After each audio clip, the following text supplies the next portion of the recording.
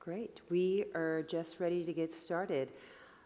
Welcome everyone who is joining us here at the beautiful Hofburg Palace in Vienna, Austria for this session of SnT2023 on outreach and mobilizing support for a nuclear test-free world. And also welcome to everyone who is joining us from around the world online. We know that we have hundreds and hundreds of you who are tuning in from around the world, and we're so happy that you could join us.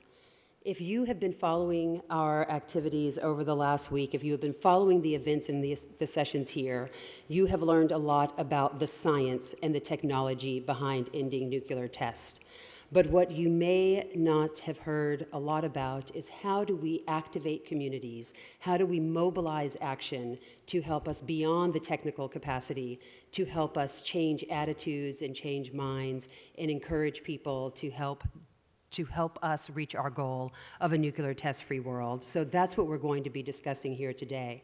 But before we get into it, I just wanted everyone to take out their phones, and we're going to put up on the screen, and for those of you who are at home, some instructions. Let's just do a little exercise here. So if you could go to this website, go to menti.com, or if your phone can view the QR code, go ahead and tap that in. And for those of you on stage, if you want to participate, you can join as well. When you go to menti.com, go ahead and tap in this code, 6853-8447, and then answer the question that's there. And we'll give everyone a few minutes to go ahead and put in their answers. Has everyone been able to access? Let's go to the next slide and see what people think. So if you ask a lot of people what are some of the biggest challenges facing the global community today, you can see what some people think are some of the biggest challenges that we have. Climate change, nuclear threat, nuclear war.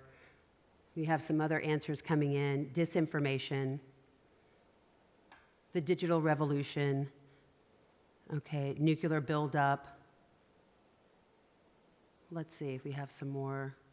So I think this gives us an idea. For those of us who are attending, we understand the threat that nuclear testing and the weapons that nuclear testing creates, what danger that poses to the global community. The question for us here today is how do we translate that to people who are not following this issue so closely, and how do we imbue this with a sense of urgency? How do we expand our outreach to include more people in this conversation, not just specialists or people who follow it really closely? So I'm really excited for the panel that we have here today because we're going to discuss these issues and look at how we can push this agenda forward.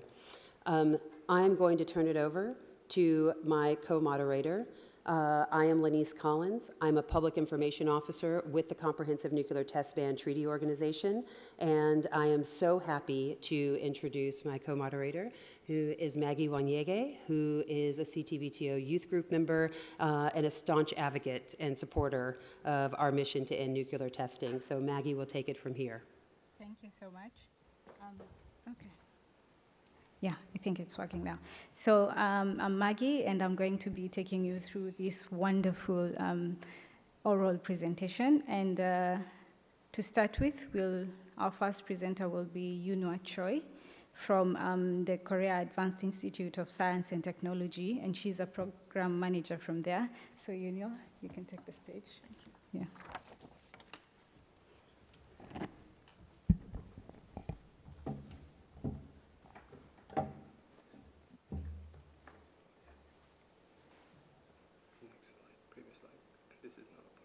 Okay. Next slide, and previous slide. Okay, thank you. Good afternoon, ladies and gentlemen. I'm Yunhwa Choi from South Korea.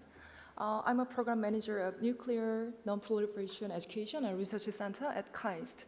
I truly appreciate this opportunity to share my thoughts on the role of youth in global nuclear non-proliferation.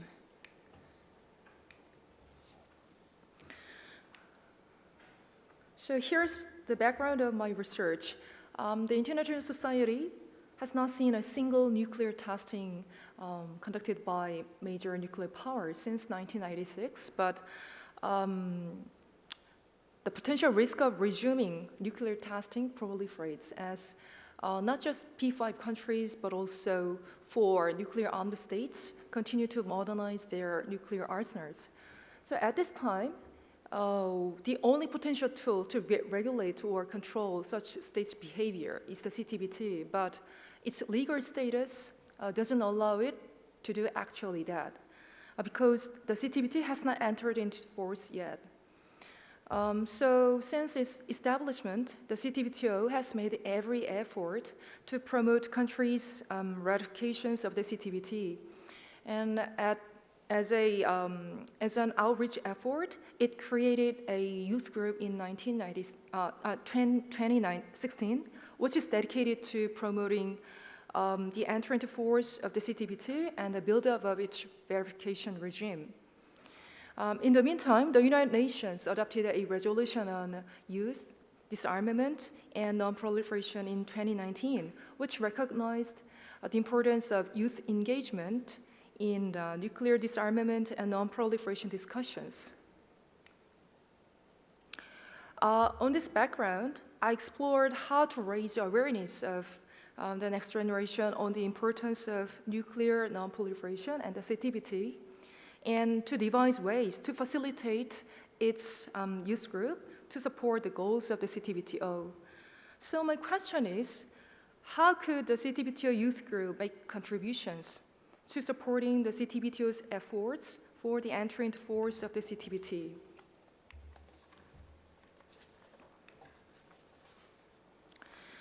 So the CYG started with 6 members in 2016, and the number has now grown into nearly 1,200 from 122 countries. It can be said that the CYG has become a truly universal youth-led endeavor committed to banning nuclear testing. The CYG initiatives are supported by a few of the CTBTO staff and are funded through voluntary contributions by the CTBTO member countries. So far, the European Union has been the largest funder of the initiatives, and thanks to the growing influence of the group, other countries such as South Korea, Japan, Switzerland, and Norway expressed their interest in funding the initiatives. Regarding membership of the CYG, I'd like to highlight 2 points. One is that when it comes to its regional distribution, some parts of the world are underrepresented. As you see in this chart, Southeast Asia, Pacific, and Far East, and the Latin America and the Caribbean is relatively underrepresented, considering its share of the global population. The other thing that I want to put more emphasis is that all the Annex II countries, except for the North Korea, are represented in the CYG. Though the United States did not ratify the CTBT, and India and Pakistan did not even sign the treaty, they are actively participating in the CYG activities. So now, I'm going to describe briefly the result of SWOT analysis on the CYG.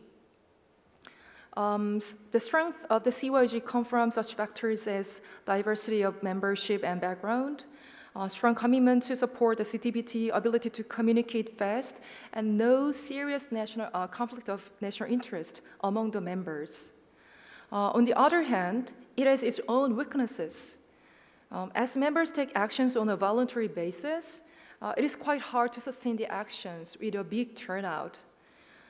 In addition, as a majority of the members are students or in their early career stage, they usually don't have access to decision-making processes in their country of origin. So this makes it very difficult to achieve the significant changes or progress in getting the entry of the CTBTO. And due to a very specific topic the CYG deals with, it is only known by those who work in this field. Despite these weaknesses, the CYG sees windows of opportunities opening wider in a very timely manner. Not just the UN resolution that I mentioned earlier, but in practice, young people are given more chances to speak out on global science and policy issues. This SnT conference is one of the best examples of it.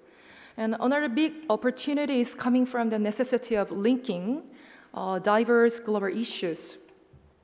Nuclear testing and further proliferation of nuclear weapons is one of the key global challenges, such as climate change, disinformation, just we covered, at which the international community is facing together and should work on together. But not all environment is favorable to the CYG. Threats comprise such factors as underrepresentation of young people from the global south, and disparity of information, and dependence on the CTBTO administration. So this SWOT analysis leads me to question, how can the CYG address those issues to support the CTBTO's effort for entry into force? So to find out the answers, I looked into the Elysia Treaty, which promoted a youth engagement to make a difference. The Elysia Treaty was signed on January 22, 1963, between France and Germany. And the treaty was an outcome of years of rapprochement efforts between the two top political leaders. It did not just end several decades of conflict and rivalry between France and Germany, but also it laid a foundation of close bilateral cooperation to support European integration. So the Elysia Treaty took a social-cultural approach to further bilateral cooperation and recognized the critical role of the youth in building friendships between the two countries.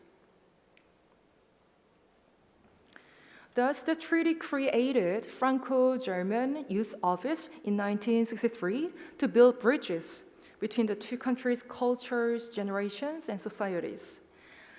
The FGYO is an independent organization with locations in Paris, Berlin, and Saarbrücken, a German city near the French border. The office aims to strengthen ties between German and French young people and to deepen their understanding about each other.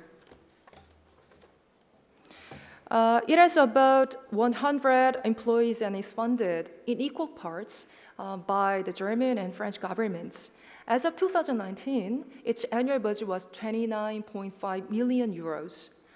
The FGYO initially supported bilateral exchange programs where 9.5 million German and French young people have participated, but it has expanded its reach beyond their borders and spun off youth offices in other regions of Europe.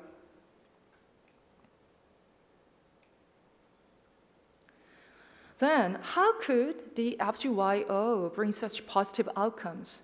4 major success factors can be identified: support of high-level political leaders, social-cultural approach to deepen the understanding of each other, organizational independence, and expansion of the area of influence and strategic agenda setting. Above all, I want to emphasize that the commitment of top political leaders in its institutional framework are the foundation of the FGYO success. Then West German Federal Chancellor Konrad Adenauer and French President Charles de Gaulle, they really strongly supported the youth initiative.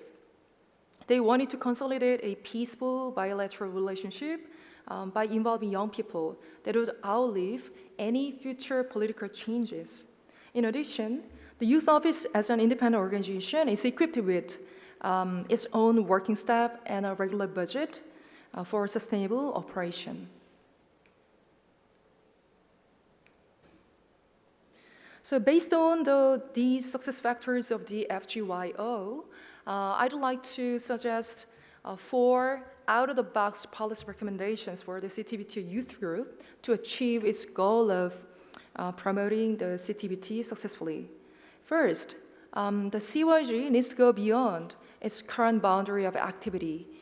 Now that the CYG is at the forefront of the CTBTO's outreach efforts, it seems paramount to develop online and offline outreach projects for young people living in the underrepresented countries or regions to raise awareness of the importance of the CTBT. And the second is international norm building in support of banning nuclear testing. By involving young people from areas affected by nuclear testing, such as Marshall Islands or Nevada, in the CYG activities, the CYG can help its members and the global public as a whole achieve a deeper understanding of the consequences of nuclear tests from the prism of personal stories of the victims. And third is issue linkage. This is related to agenda development. By linking nuclear testing to other global challenges as a comprehensive global social justice issue, the CYG can help broaden the area of influence of the CTBTO beyond nuclear field. Last but not least is a build-up of the CYG organization. To realize all of these ideas, the CYG needs appropriate staffing and a regular budget sufficient to carry out all the programs and projects, and solid support from the CTBTO leadership as well. So in conclusion, I'd like to emphasize that young people as a community can be an alternative to resolve conflicts of interest between countries in order to achieve a shared goal. For the last 60 years, the FGYO of the Elysee Treaty has contributed to building friendship between France and Germany and in Europe as a whole. So I believe the CTBTO Youth Group can play such a wonderful role as well. Lastly, as Dr. Robert Floyd, Executive Secretary of the CTBTO said, the CTBT's entry into force is a multi-generational activity. That means we need the energy and the innovation of next generation to finish what we started. So therefore, we need to take a long-term approach to educate and raise awareness of young people on the importance and absolute necessity of banning nuclear testing. That's all for my presentation. Thank you for listening. Thank you so much, Yunhwa. Do you have any questions for this presentation? We can take one or two. Okay. If there are none, then we can go to the next presentation. This presentation will be presented by Professor Jo-Ansie from the University of South Africa in Pretoria. She is an international politics research professor and also a founder of the African Nuclear Research Network. Okay, so you will set it up. Okay, thank you. Yeah, you can start when ready. Thank you very much. Good afternoon, everybody. Just a word of thanks to our two facilitators. Thank you very much for getting us together, and also to commend you for the work that you have been doing within the CTBTO. The information that you put out there has been very valuable to me and my students, I can assure you that. Also for you that are attending here. So this afternoon, I've set the task to understand why it is important that Africa should be discussed within this particular environment that we are.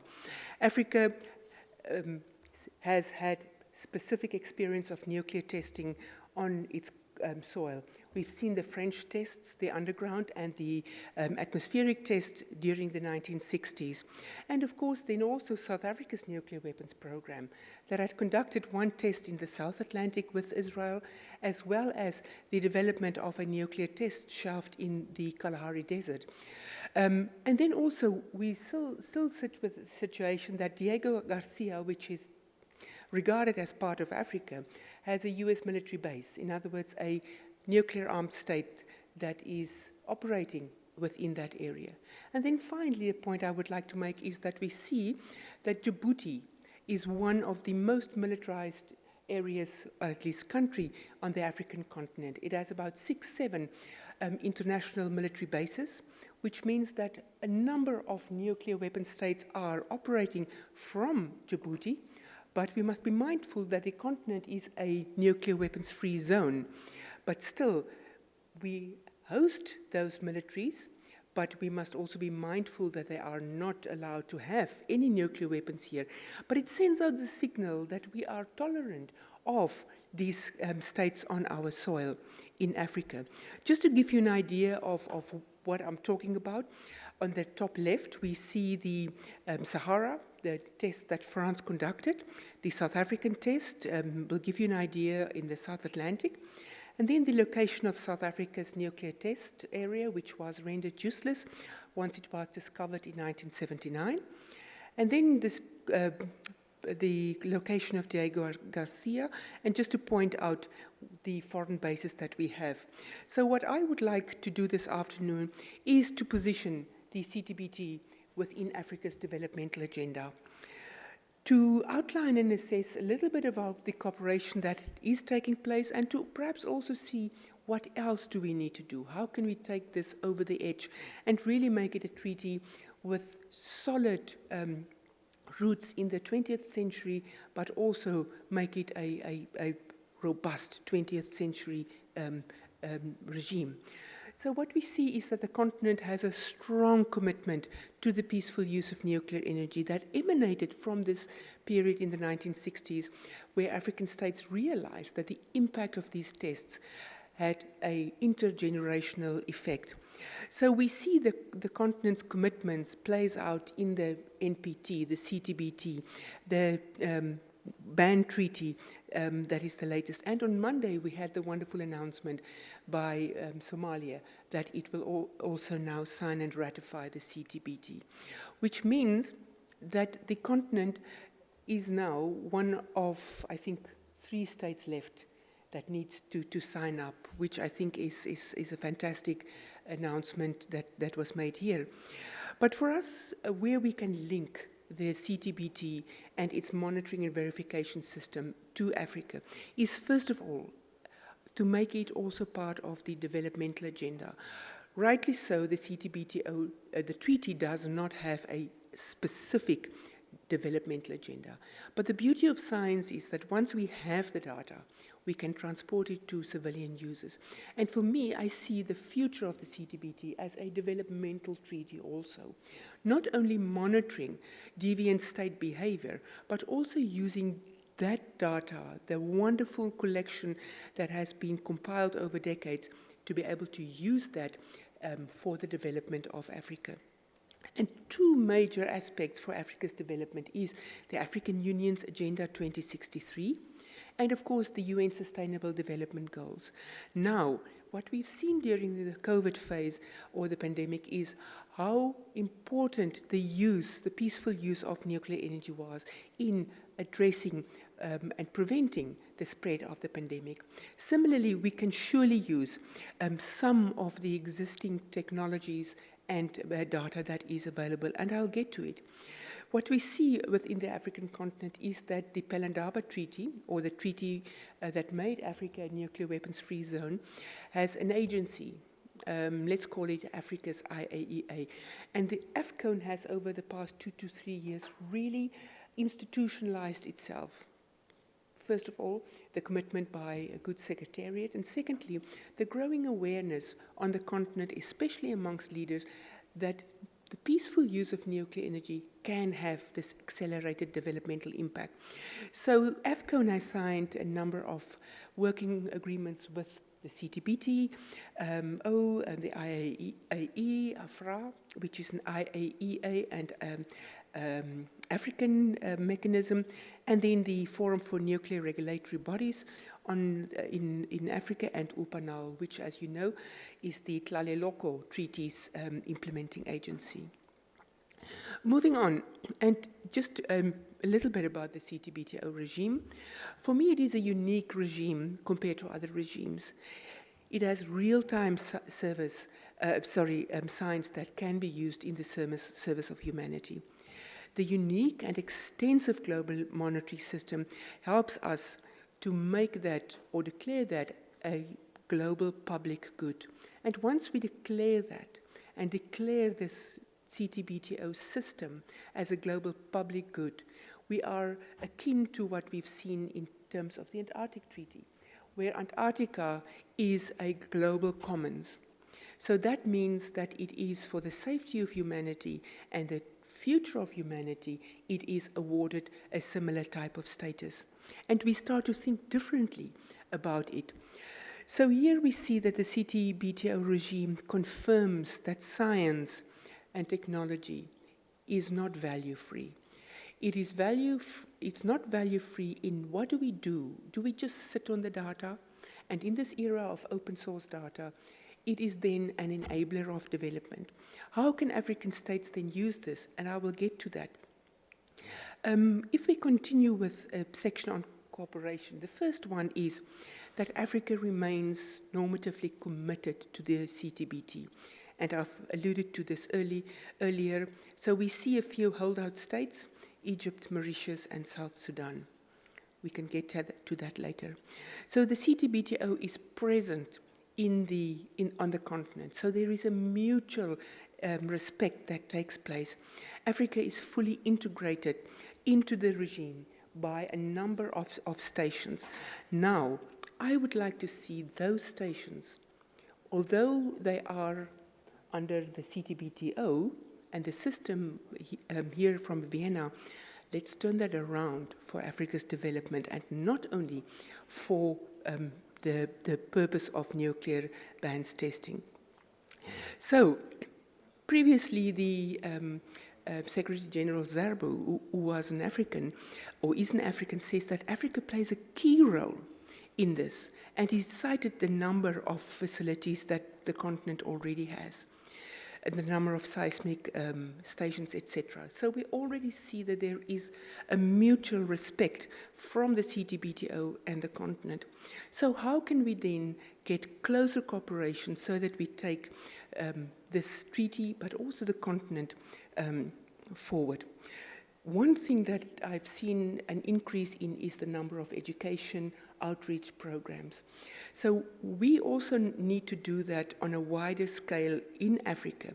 And here I make a strong case for the strengthening of the African Commission on Nuclear Energy. This commission is the enabler of the Pelindaba Treaty, and we need to be able to at least function on African Union level. That institution should be empowered. Right now, it is, for the first time, really recognized within the Peace and Security Council of the African Union. It is at least had that elevated role, which will empower it to say, look, we have existing agreements with the CTBTO, we have the data, we have the system, let's see how we can use that. And of course, for me, another area of closer cooperation is to also change the narrative. The previous speaker has talked about how important narratives is, and once we start to change narratives, we get to new ideas also. So for me here, the developmental role of the CTBTO is a major enabler of making the treaty more practical on the continent. Now, all of this may sound that we've said this before. This is not new. What is different in Africa is that various countries are in various states of collapse, decay, between governments. Generally, governance is an issue on the continent. Long colonial history, but also post-colonial management that has not taken place. So all these institutions are, and stations are on the continent. Data gets to Vienna, but when a disaster is warned about or disaster struck, where does that data get back to in an African capital?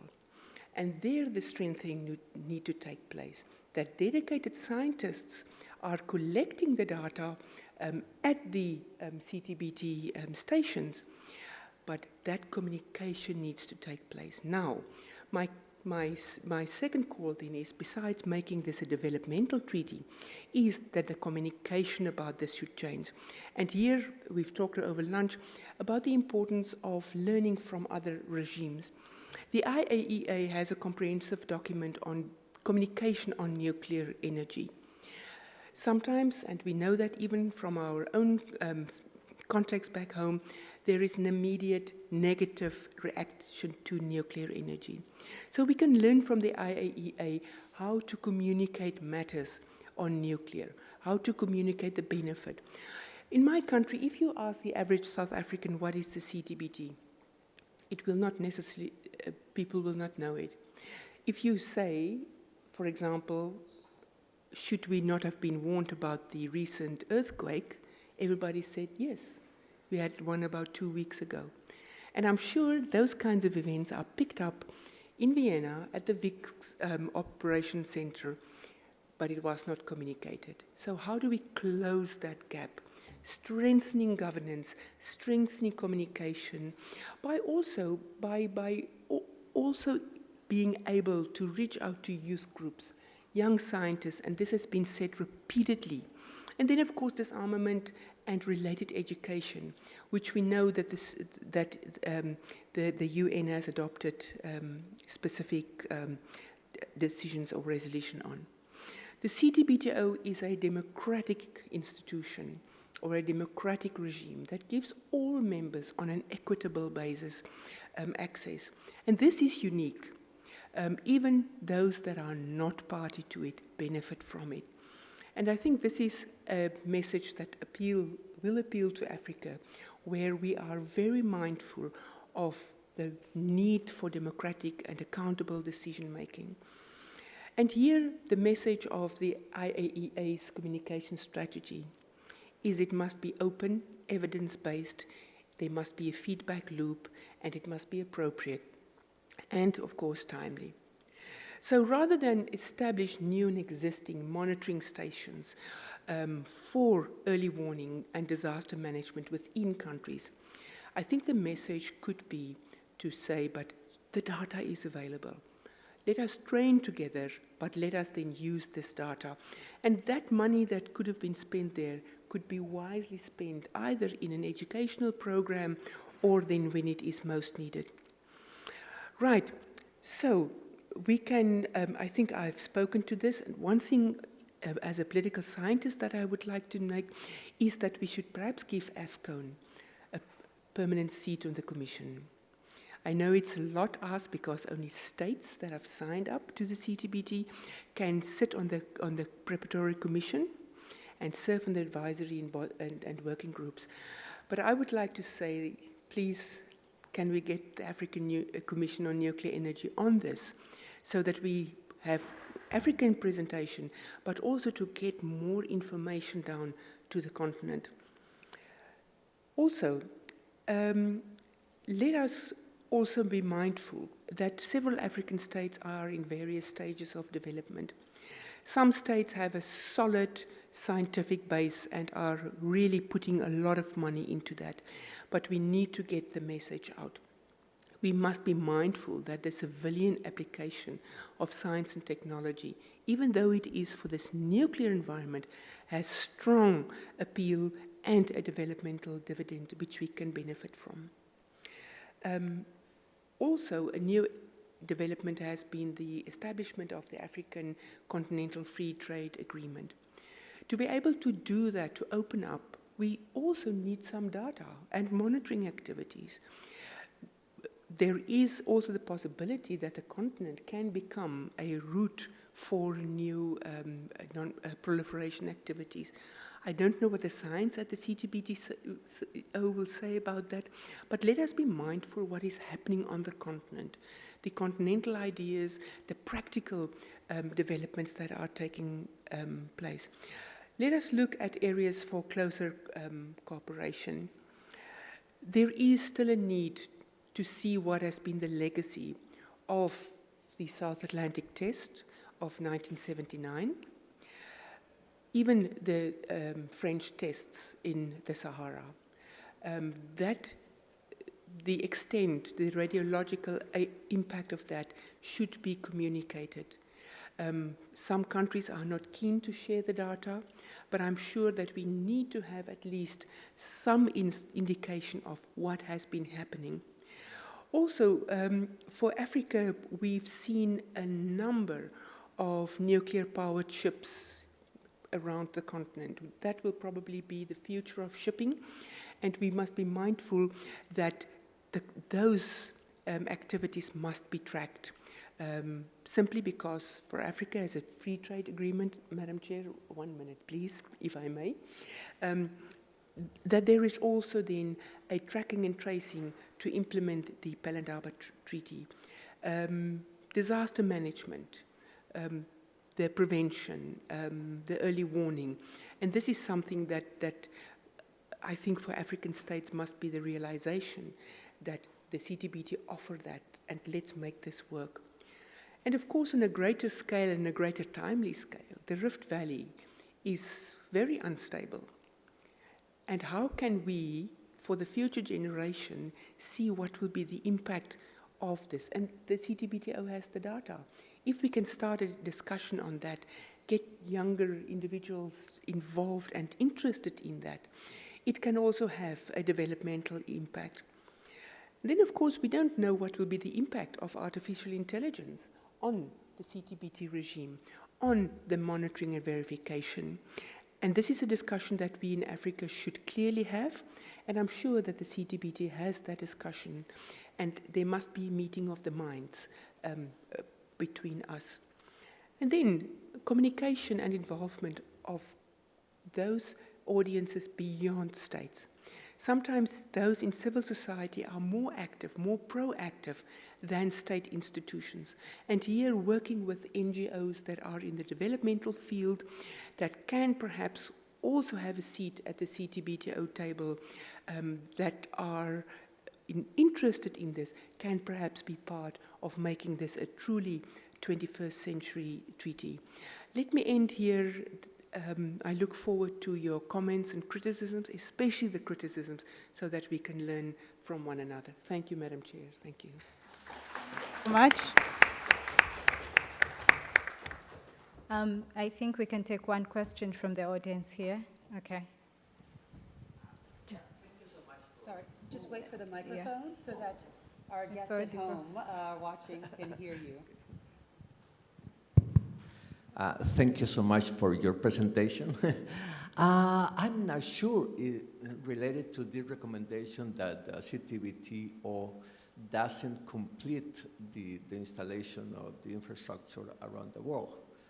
I think it was scientifically designed, and you have to provide data in case that there is a suspicion that somebody conducted a nuclear explosion.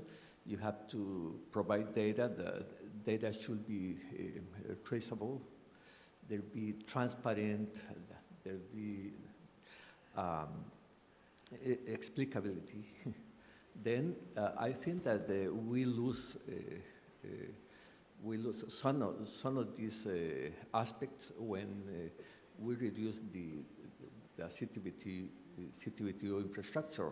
What I think is that redundancy is one of the scientific considerations, very important scientific consideration, and I think that you have to reassess this recommendation. Yeah, you can respond. Yeah. I'm not sure if this is on. Thank you, colleague. I remember you from participating in the CTBTO academic group a few years ago. Yeah. Thank you for that. I appreciate that. We must be mindful that those states that do have nuclear weapons, we know who are the aspiring states. We know that there are states that basically wait for the right moment to test or not test. But our challenge now is that there may be less nuclear weapons, but the sophisticated nature of these weapons have changed. So even if states disarm and do not test, certain things can still be done in a laboratory, which then means that all the data is still available that can be used in this particular way. And I'm not sure if I fully followed your question, but please help me. So for me, and you opened the door there, that we should think out of the box. If something is clearly not useful, then we move on to another thing. But I take heart what you said. Thank you for that. Thank you. I'll just add a clarification to that. I wasn't sure if Professor Van Wyk was referring to the fact that CTBTO offers some of this data, so maybe countries can take advantage of that and then use those savings to then apply that to other things. But just to be clear, we cannot change the number of stations. It is specified in the treaty that we have 321 stations and 16 laboratories. That will not change. But I think the point that she was making was that when we're communicating with states about what there is, to how they can benefit from membership in the CTBT, that might be a thing that they could use those resources and then save those funds to apply in other areas. Yeah, thank you. Yes, Yeah, of we course. have one other question from the online community. Actually, I'm not sure if that's for us. I'd like to get to our next speaker, and then I'll quickly wrap up, and then we can take another round of questions. Okay. Just looking at the time, I want to make sure we have time to hear from Anastasiia. Please. Sure. So Anastasiia is from the National Research Nuclear Institute, MEFI, and she will be giving us a presentation. Good afternoon, distinguished participants of the Science and Technology Conference 2023. Let me start by extending a warm welcome to all of you. And I would like to mention at first that it is a great honor for me to participate in this insightful event and to perform in front of you along with these beautiful ladies, highly profile experts. My name is Anastasiia Kulikova, and I'm currently a student at the Institute of International Relations at National Research Nuclear University, MEFI, and I am honored to be a representative of the CTBTO youth group, as well as to be the Science Diplomacy Club coordinator. In the course of my presentation, I would like to spread a word about our students-led initiative, Science Diplomacy Club, because it is gaining momentum and we have really valuable ideas to share. Let me kick off our discussions with the quick definition of MEFI Science Diplomacy Club. It is a unique emerging platform that aims at opening new opportunities for the youth in the area of scientific and technological cooperation. A central tenet of our activities is the advancement of our three main pillars, which are science diplomacy, non-proliferation and disarmament, as well as nuclear test ban. In hindsight, SDC was founded back in 2019 and has grown up from 7 people, can you imagine this number, to a comprehensive international community of young experts in the area of scientific and technological cooperation. The initiative was spearheaded by Ksenia Pernavskaya, who is currently a research consultant at Open Nuclear Network, and she is present there. Thank you, Ksenia. She is also a host and creator of an educational YouTube show, Nuclear Pep Talk. Our academic supervisor is Yelena Tsivkunova, who is an acting head of the Special Linguistic Training Department at the Institute of International Relations at MEFI. Our current team comprises 2 coordinators, me, Anastasiia Kulikova, and Varvara Belikova. We also have 2 dedicated organizers, and I would like to mention that our motivation and efforts have helped us to promote the ideas of the club and to expand the circle of our subscribers on social media. And throughout 5 years of existence, our club has expanded up to almost 500 members. The SDC policy is aimed at establishing a good rapport between high-profile experts and the young generation. That is why we hold various interactive events that are aimed at nurturing a new generation of experts in the sphere of the CTBTO-related issues, because we believe that it is essential for any treaty to enter into force, and it is very important to start with regional levels. So in the slide, you can see the statistics of our various events throughout the 5 years of existence. And among our traditional formats are topical lectures and webinars with representatives of international organizations, renowned experts, scientists, as well as MEFI alumni that help young generation to plunge into the atmosphere of professionalism and expert opinion. The next flagship event that we hold constantly is simulation exercises. We conduct role models of international organizations, conferences, during which students can fit themselves in the shoes of representatives of the member states of the UN Security Council, for instance, or become delegates of the NPT review conferences participants. Against the backdrop of the COVID-19 pandemic, we have revamped our educational approaches and incorporated virtual platforms and different forums, as well as social networks, into our educational training activities. So in the slide, you can see some memorable moments from our events. Another important traditional format is student-led seminar, because this activity allows active students with competencies in science diplomacy and state-of-art technologies or modern technologies to share their knowledge and experience with their colleagues. Also, we engage in these activities different surveys, quizzes, and debates. Another important event is a presentation contest that helps students to develop their public speaking skills as well as to achieve excellence in creating presentations. Also, it allows students to openly express their opinion on various important issues. During the latest presentation contest, students demonstrated their vision on the CTBT back in 2020. It was very memorable and insightful event. It was international as well. The interactive format of career talks is a prime example of bringing together high-profile experts with different scientific background and young generation to raise the awareness on pressing issues. Career talks allow students to leave the veil of secrets of experts' professional life, careers and paths, as well as to explore the commendable qualities that will be handy in their further career endeavors. So far, SDC has held 8 brilliant career talks, and we are honored to announce today that back in 2021, we engaged the CTBTO third executive secretary, Lasina Zerbo, and during this insightful event, Dr. Zerbo kindly shared his view on the achievements of the SnT2023, as well as leave the veil of his professional paths to the position of the CTBTO executive secretary, and engaged a lot of students.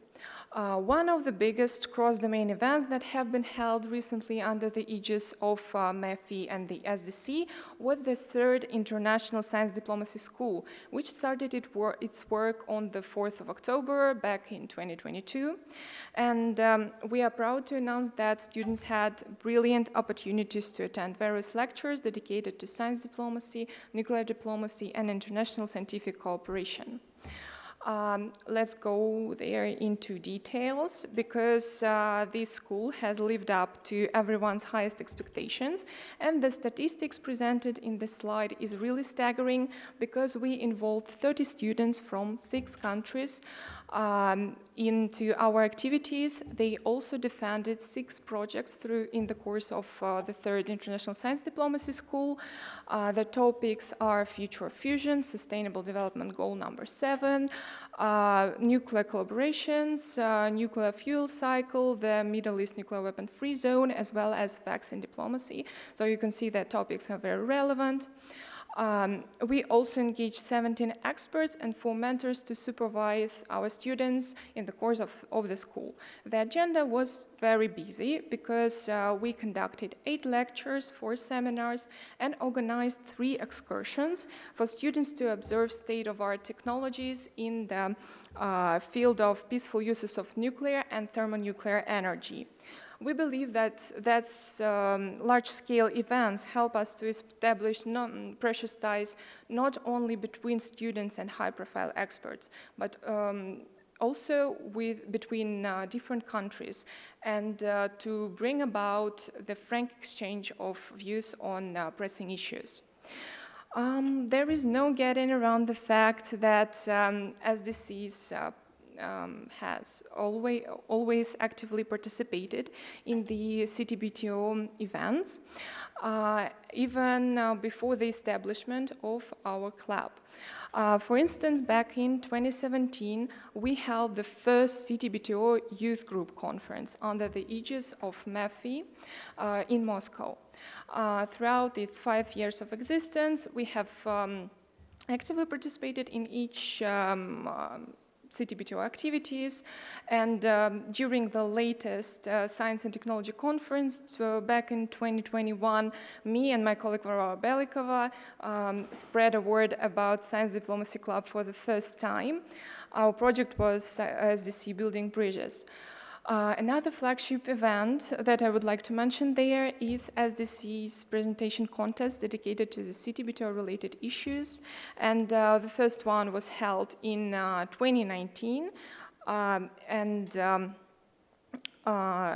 actually, it was aimed at investigating potential linkages between the CTBT and the SDGs, as well as strengthening the support for the CTBT by encouraging new examples how science and diplomacy contribute to the UN Agenda on Sustainable Development by 2030. In 2020, we also hosted the event, My Vision of the CTBT 2026, and it was very fruitful discussions because we actually exchanged views on advancing the CTBT, so it was very, very nice. In conclusion, I would like to reiterate that our current project on Science Diplomacy Club, Gain Momentum, is another huge step, I should say, a milestone in furthering our mutual constructive cooperation with the CTBTO community, because we share common values and we support the CTBT entry into force. We also are pleased to promote our common projects. So, and also in the slide you can see the statistics, and this conference is actually a brilliant opportunity for us to take stock of our achievements on global scale in comparison to our previous one back in 2021. For instance, we are proud to announce that in comparison to 2021, we have engaged almost 68 female participants, and thus we promote the SDG number 5, gender equality. Another huge step for us is that we really can be named a platform for international scientific and technological cooperation, because in our third International Science Diplomacy School, almost 43% of international students were engaged in our activities. Let me finish off by providing a few more definitions that really embody the key missions of our student-led initiative. Overall, MEFI's Science Diplomacy Club is a deep dive into intermeshing of science and diplomacy. It involves cross-cultural and cross-discipline activities. It establishes a network and exchange of knowledge and experience, and it brings up this essential inspiration and motivation to do what really matters. With these words, I would like to thank you for your precious attention. I would be glad to answer all of your questions, or you can reach me out by the email. We also welcome you to join our activities on social media. Thank you very much.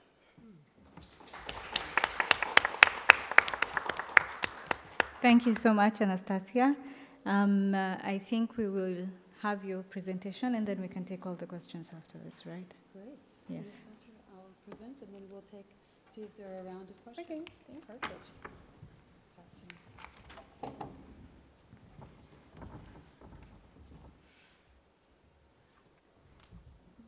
What an amazing and interesting group of speakers that we've had who have brought together so many elements of what it is that we're trying to do here at SnT, and what we hope people will leave energized and inspired to go out and do when you leave these halls. It's great enough to be here in the Hofburg with these marble columns, but the challenge is sustaining this energy when we leave this great forum. So what I'm going to do quickly, because I do want to open the floor to questions, and I actually have questions for our panelists as well, is I just want to go through some steps that you can take in your capacity to help mobilize action on behalf of the CTBT. So how can you become an advocate for our work when you leave the SnT? We will just quickly go through a couple of tips of how you can use your platform, your position in whatever field in which you work and wherever you're working to help get the word out and to explain to people what it is that we're trying to achieve and get them excited about doing so. So a few quick steps would be to know your issue, really have a deep understanding of what we're doing, what you're trying to achieve. Focus your message, be authentic in your communications, build community, and use technology. And I have to say the presentations that came before were fantastic because all of them gave examples of the things that I'm going to discuss here. So on our top topic, know your issue. It's incredibly important that you do understand who are the organizations working on this, what is the issue, what are the challenges that we face, what are some possible solutions to that. So when you're communicating to people, you have sort of an excellent understanding of this is what's at stake and this is why we're so passionate about this issue. Professor Van Wyck brought up a number of cases about why this particular treaty has relevance for citizens on the African continent. So it's that kind of understanding of why is it that this is relevant to your audience, people that you know, your friends, your family, your colleague. And she gave very good examples that this is tied to the development agenda in Africa, that this is tied to the history of testing on the African continent, that this technology is tied to, understanding how we move forward. It's also tied to the political agenda of many countries on the continent and their political participation. So really understanding the issues that we face, what role your community, your country, your region is playing in the CTBT, what is the history behind nuclear testing, and why are we trying so hard to not go back to this time of unfettered testing. That's going to help you in some of the other steps. So it's really important to also understand which organizations are working on these issues, including civil society organizations, academic organizations that may be doing research that contributes to our work,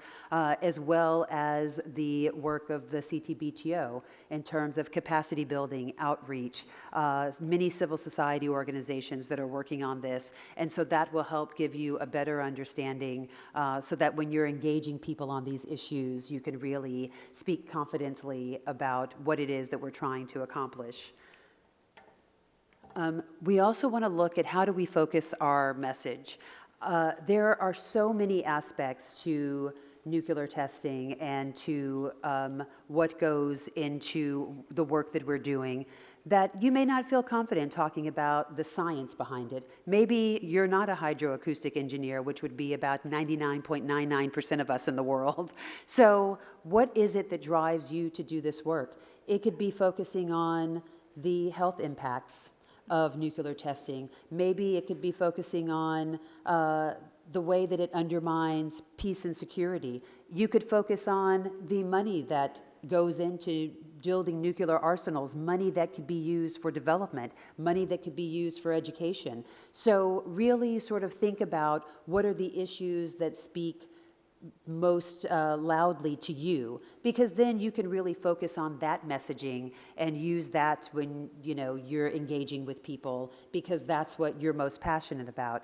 I think the science and technology behind our verification regime is absolutely fascinating, but I'm also really passionate about the fact that we can make a real tangible difference in people's lives by not going back to a time when countries are testing for nuclear weapons because of all of the effects and consequences, negative consequences of such testing.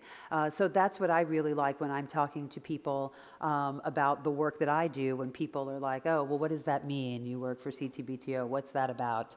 I think it's really interesting because we're dealing with a generation now that was maybe born after the last, large-scale nuclear tests were conducted. So it's not such an issue that people may think is a big deal. You saw before in our word cloud that maybe climate change, disinformation, those are things that people are thinking, yeah, but these are real problems that we have to deal with today.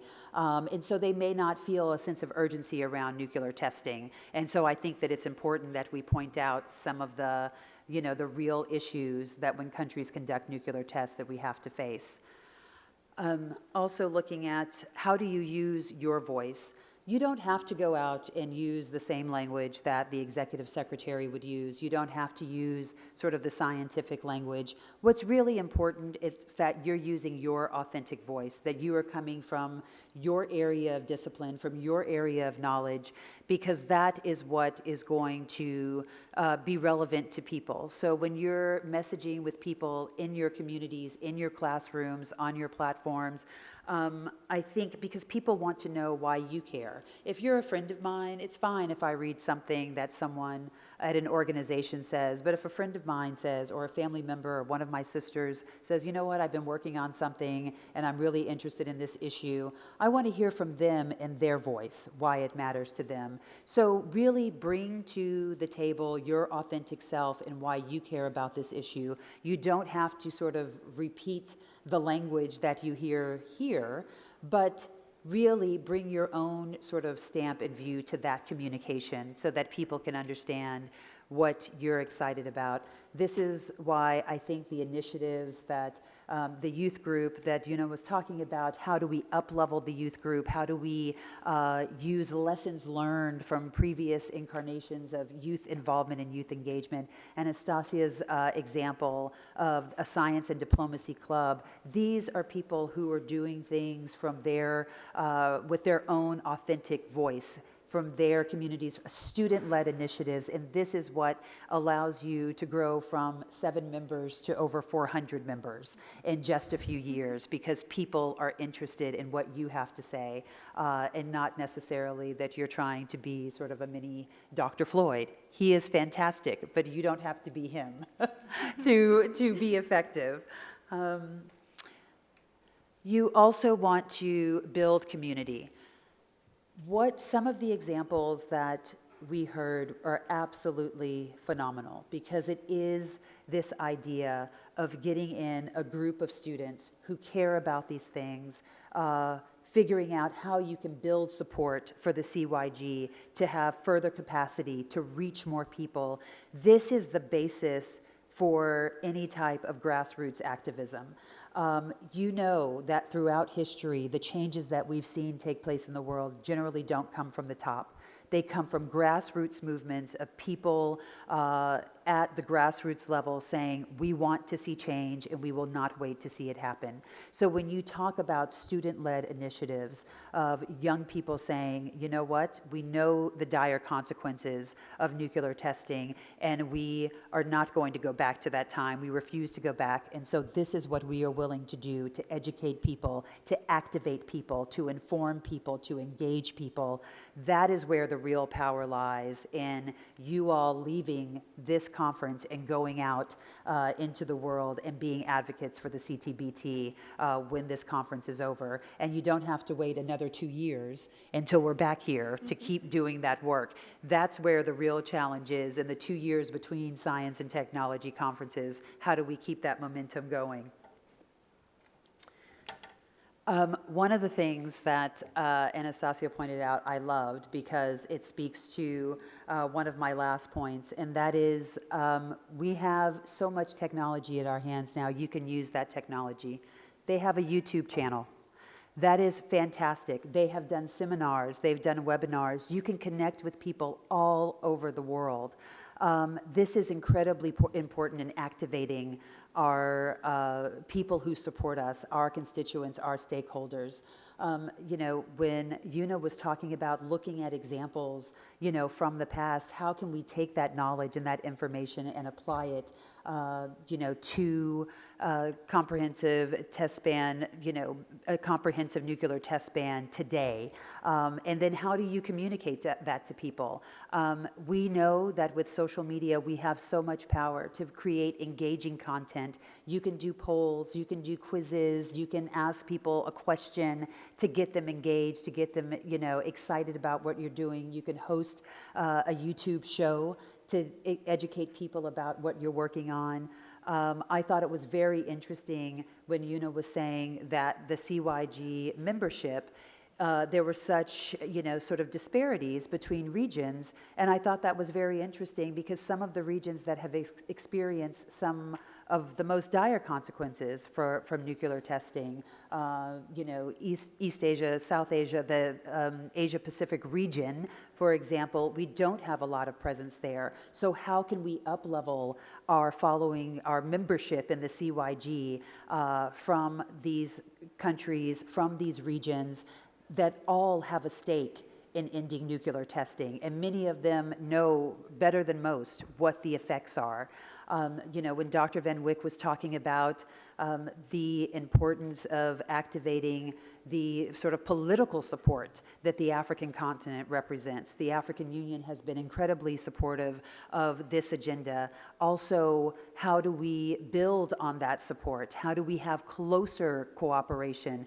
We can use technology to help bridge a lot of those gaps and those divides, because it used to be that, you know, you would really have to go to Geneva where this was being discussed, or go to New York, and you don't have to do that anymore. We can connect with each other using technology. We can exchange ideas, and we really need to employ that. So I would want you to leave here today knowing that you have the power and that you are critical to our mission to engage people, to mobilize, to spread the word about what we're doing here so that we really keep this momentum going and continue to build on a grassroots, you know, effort to end nuclear testing. And we would love all of you to play a role in that. And all of you, as far as we are concerned, are communications officers in your own right, and you are key to us spreading this information. So wherever you are, whether it's doing something on your campus, doing something in your community, doing something in your classroom, doing something at your company or your organization, to help support this by hosting activities, sharing information on social media, creating groups and communities. This is all going to help us realize the mission that we have come here this week to discuss. So I want to thank you so much for your time, and I think we have a few minutes to maybe take a few questions if anyone has them before our next panel has to start here. So I'll turn it back over to Maggie.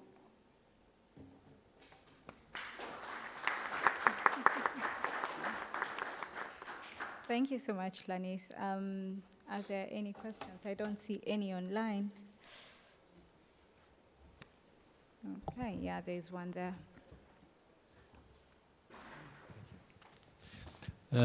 Thank you. I'm Andrea Capocci. I'm a science journalist covering the special event here. And I had a question on the Science Diplomacy Club. Did your activities, both abroad and in Russia, change after the start of the Ukraine war? Good afternoon, and thank you for your question. I assume that science and technology policy is a brilliant opportunity to raise awareness on the different topics, except for politics. But anyway, I would like to mention that we have always been dedicated to the CTBTO related issues, to conducting events with participants from various countries, from various societies and groups. So my answer will be yes. Our activities are going. We are gaining momentum. Thank you. And I think we probably have to wrap up. I was told that there is another panel starting imminently, immediately. So thank you all for attending, and thank you for your questions and your engagement.